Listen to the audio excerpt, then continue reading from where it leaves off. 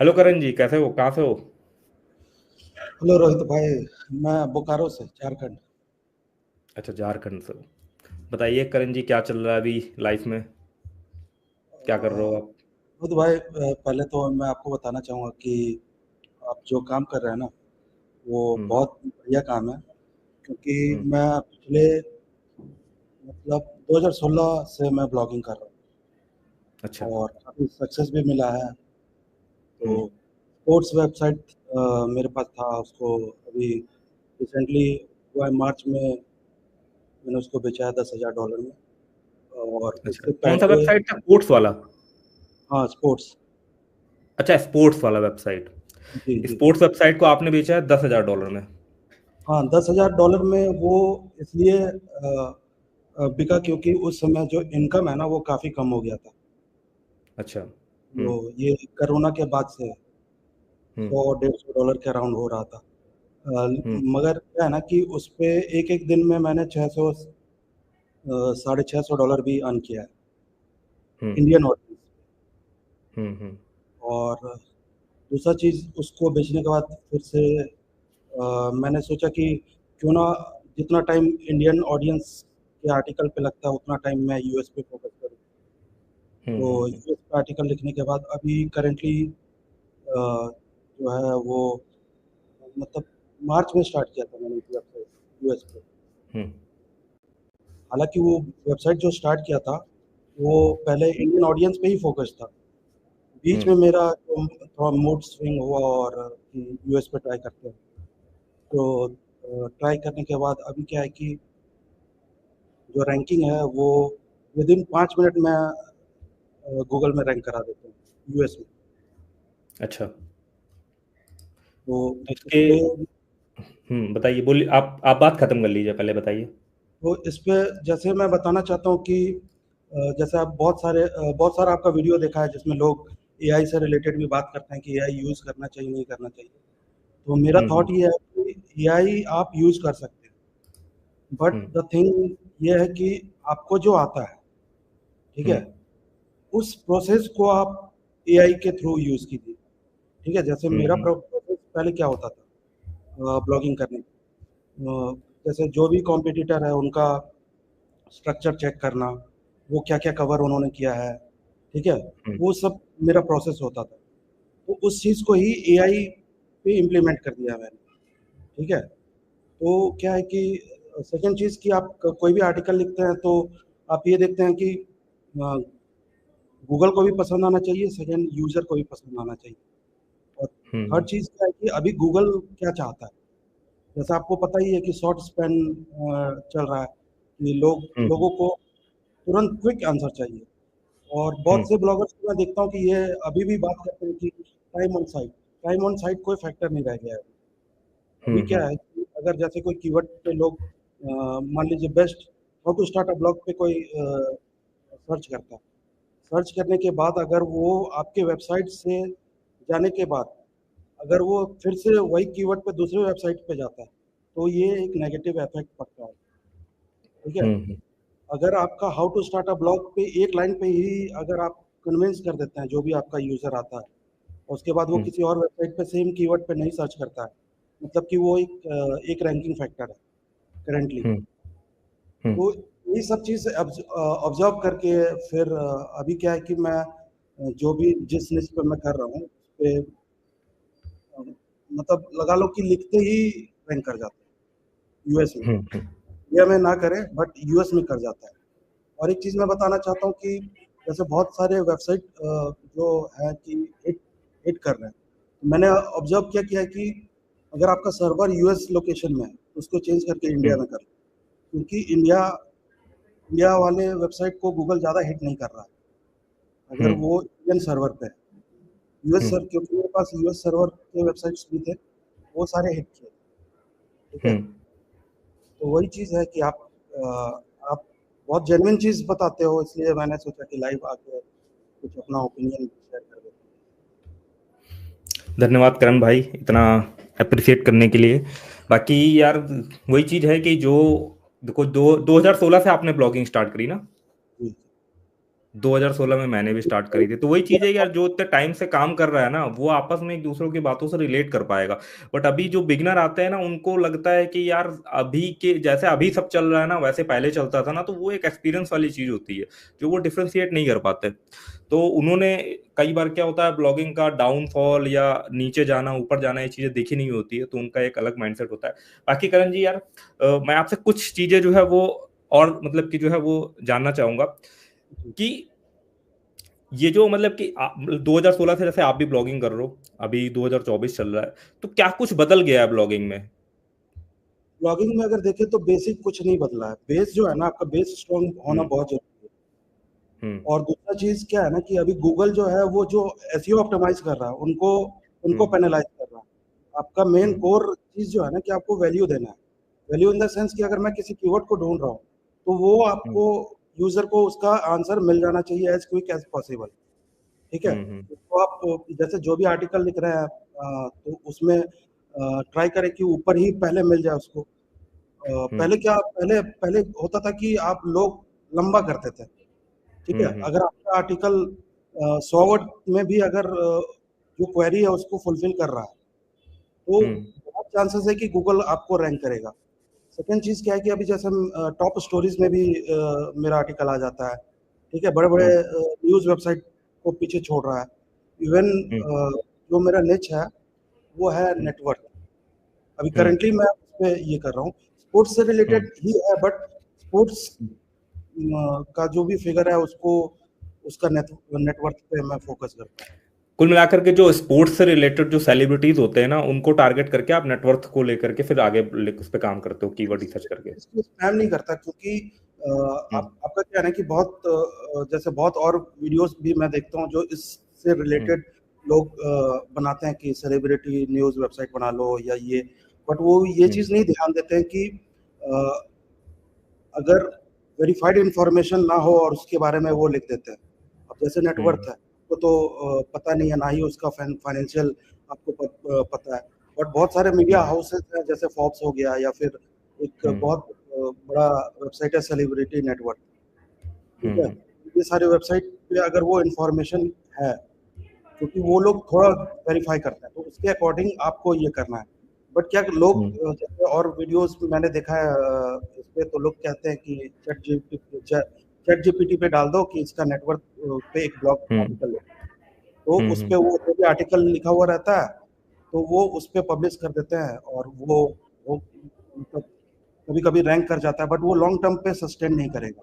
But अगर हम्म। आपका verified है, आप सही प्रोसेस फॉलो कर रहे हैं, साथ में जो यूजर को चाहिए वो एज क्विक एज हम्म। पॉसिबल अगर आप दे देते हैं तो वो लॉन्ग हम्म। टर्म रहता है। तो जैसे मेरा आर्टिकल जो है वो लॉन्ग टर्म रहता है क्योंकि हम्म।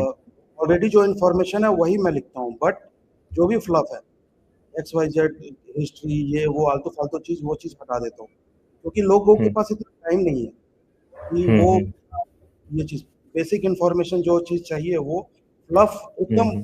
भी फ्लफ नहीं रखना।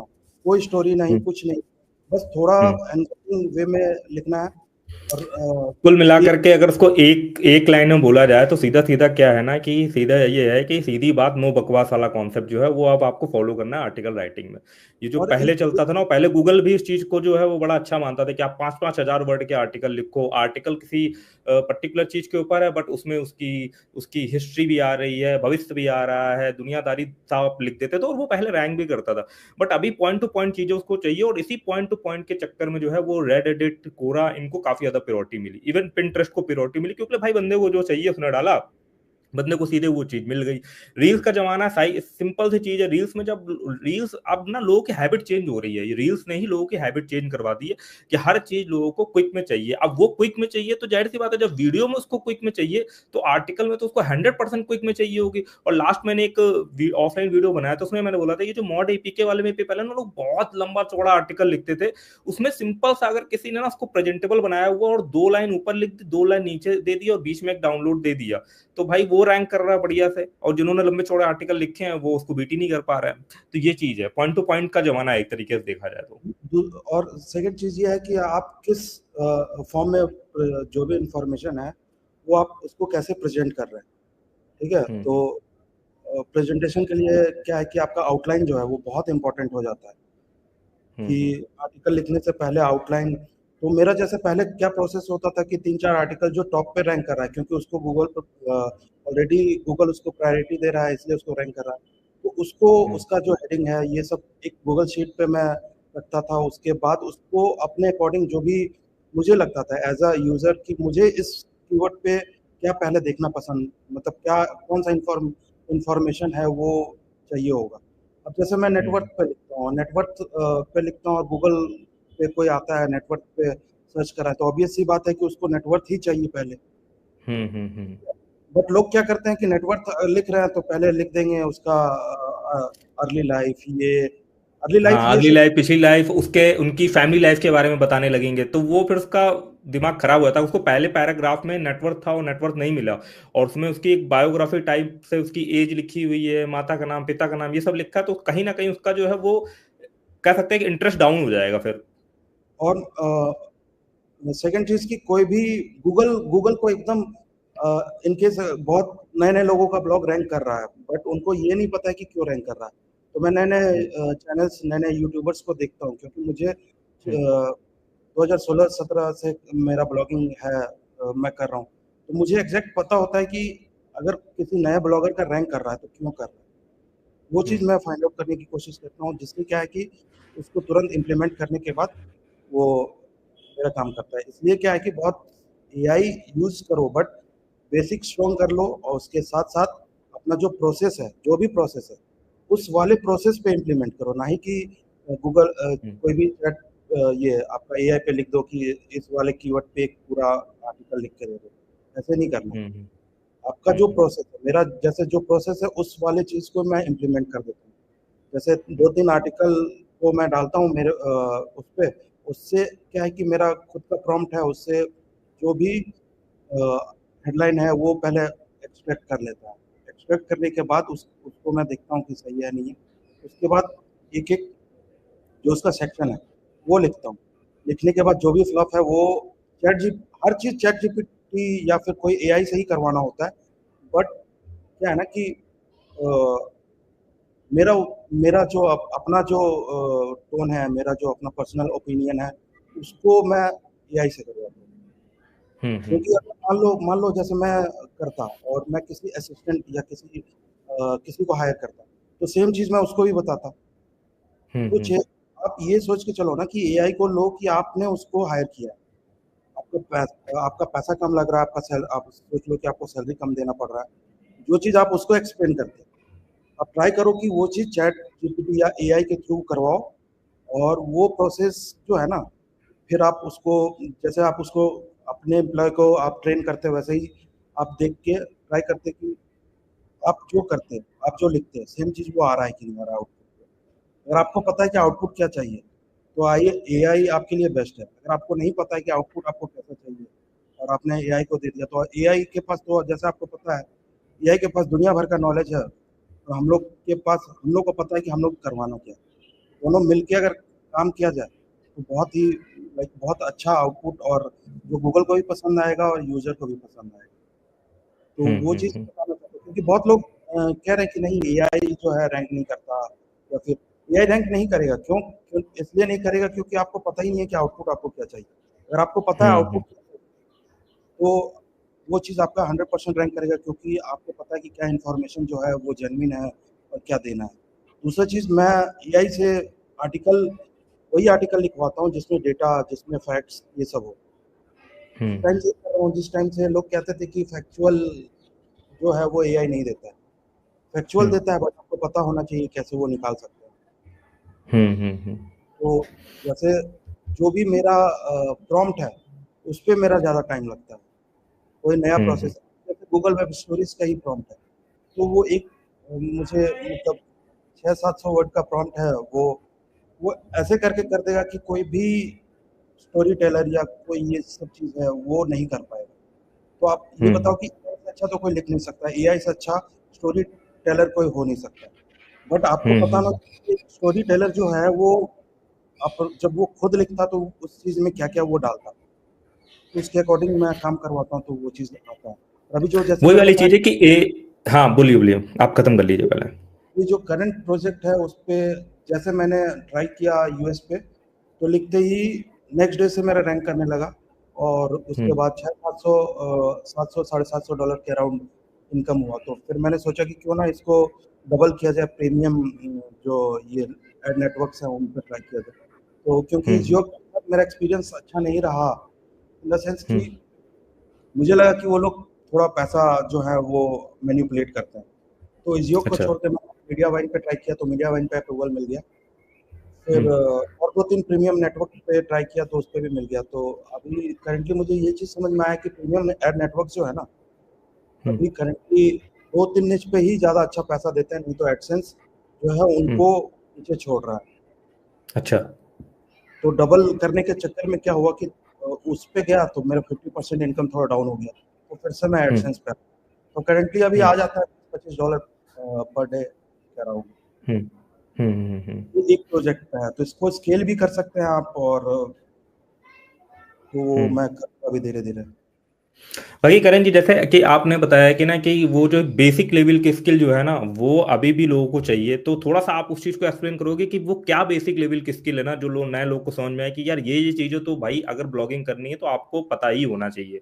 उससे पहले तो कहानी जो है स्टार्ट ही मत करो, पहले उस चीज को सीख लो, समझ लो।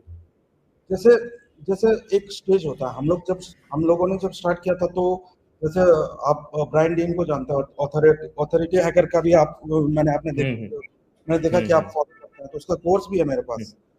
तो हम्म उस समय जो प्रोसेस चल रहा था कि क्या था कि पहले आपका टाइटल में होना चाहिए कीवर्ड, देन फर्स्ट पैराग्राफ में होना चाहिए, देन हम्म आपका एक लास्ट में कीवर्ड, मेन कीवर्ड होना चाहिए। ठीक है, तो पहले हम्म ये प्रोसेस मैं फॉलो करता था। बट धीरे धीरे जब अभी मैनुअल, अभी जो अपडेट आया आपका अगस्त में आया था, फिर अभी नवंबर में भी एक अपडेट आया, तो जो जब अब मान लो अभी कोई स्टार्ट करता है, तो अभी करंट के अकॉर्डिंग तो सबसे पहले तो उसको ये देखना पड़ेगा कि जो रैंक कर रहा है, और थोड़ा सा पीछे का थोड़ा एक दो महीने पहले क्या चल रहा था, या फिर जो जो भी लोग बता रहे हैं, जो एक्सपर्ट हैं, फॉरेन क्रिएटर्स जो कि बताते हैं कि क्या क्या एसईओ का बेसिक है, तो वो सब चीज़ देखना है कि वो सब चीज़ इम्प्लीमेंट हो रहा है कि नहीं हो रहा है सर्च पे। हम्म सर सर्च पे वो सब चीज़ है कि नहीं है। तो अब अभी किसी भी कीवर्ड पे लेके जाओ और उसको आप देखो कि आपका टाइटल पे वो कीवर्ड, मेन कीवर्ड है कि नहीं है। तो आप देखो कि अगर हम्म नहीं है तो आप ट्राई करो कि उसको ना रखें। ठीक है, यूआरएल पे हम्म रखो, टाइटल पे ना रखो। ठीक है, हम्म कम से कम ऑप्टिमाइज करना है अभी। तो अगर आपको हम्म बेसिक पता है कि पहले क्या हो रहा था, ठीक है, हम्म तभी आपको पता होगा कि जो बेसिक है, तो अभी एसईओ लोग क्या कर रहे थे।